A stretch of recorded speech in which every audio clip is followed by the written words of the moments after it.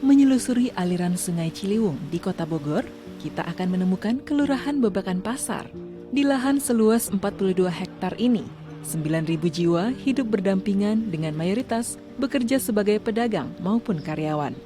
Dari total jumlah penduduknya, hampir separuh dari populasi atau sekitar 4.000 jiwa masih menempati bangunan-bangunan berusia puluhan tahun yang sudah tidak layak lagi dihuni.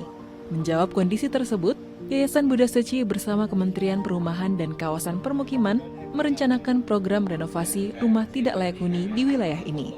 Secara umum memang atap rumah dan segala macam itu ini adalah bangunan-bangunan yang lama, Mbak. Jadi ada yang dindingnya dari kayu, tapi itu zaman yang lama dan semacam itu.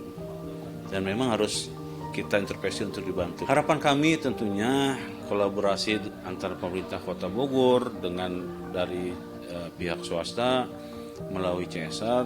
Kami berharap ini bisa berkelanjutan dan juga apa yang sudah dilakukan oleh Yayasan Buddha Suci di Kelurahan Babakan Pasar ini menjadi proyek pilot untuk nantinya dapat meluas ke kelurahan-kelurahan atau wilayah lain. Bertempat di kantor kelurahan, para relawan merencanakan renovasi bagi 204 rumah tidak layak huni di wilayah ini. Sebagai langkah awal, mereka terjun langsung melakukan survei kepada puluhan kepala keluarga untuk melihat langsung kondisi hunian yang akan dibantu. Banyak sih mereka juga yang sudah rumahnya tidak layak sebenarnya gitu. Ada yang bocor, ada yang dinding-dindingnya udah pada lepas gitu. Ya begitu banyak perlu dibantu. Harus foto keadaan rumahnya, dapurnya, kamar mandinya. Nah, keadaan rumahnya bagaimana? Hati itu ngelihatnya tersentuh ya gitu. Terus kadang-kadang kita mikir begini, bisa ya mereka gitu tinggal di tempat seperti ini gitu. Satu di antara calon penerima bantuan adalah Endah Setiawati. Perempuan 63 tahun ini menempati rumah warisan yang telah berdiri lebih dari 30 tahun tanpa pernah direnovasi. Kondisinya yang memprihatinkan dengan atap triplek dan kayu penyangga yang telah lapuk mengancam keselamatan 4 anggota keluarga yang menghuninya. Mungkin udah lama ini nggak diperbaiki. Pas gitu waktu ibu tidur ketimpa balok yang udah ini sampai berdarah. Kepala ibu lagi tidur itu sama triplek terbang juga, ibu kaget kan gitu. Jadi ibu trauma, nggak mau tidur di kamar ibu lagi. Itu kadang ibu di sini tidur kalau lagi ada cucu, lagi anak di sini digelar gelar tikar, ada kasur dikit gitu. Itu berdua masih bapak banjir gitu. Banjirnya dari itu kan air dari talang itu, makanya ada ember 2 di kamar gitu buat nampung air. Nanti kalau malam-malam kalau penuh kan kesini lebar, jadi ibu buangin gitu.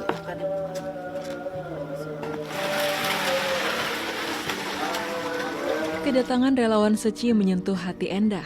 Kehadiran mereka bukan sekedar memberikan kabar tentang perbaikan rumah, namun menjadi bentuk kepedulian kepada masyarakat yang membutuhkan.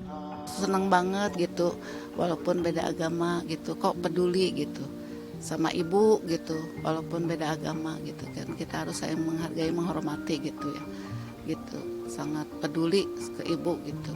Terima kasih banyak gitu. Tidak jauh dari kediaman Endah, kondisi serupa juga dialami Ahmad Saipudin. Pria 64 tahun ini tinggal di rumah tanpa plafon dengan struktur bangunan yang semakin rapuh. Kalau berbahaya sih berbahaya ya, saya bilang, karena nggak ada plafon. Kemarin juga kucing langsung jatuh ke kamar, dia lagi tidur. Kadang-kadang saya bilang, aduh ini gimana kalau sewaktu-waktu ini ambruk, katanya ada di mana.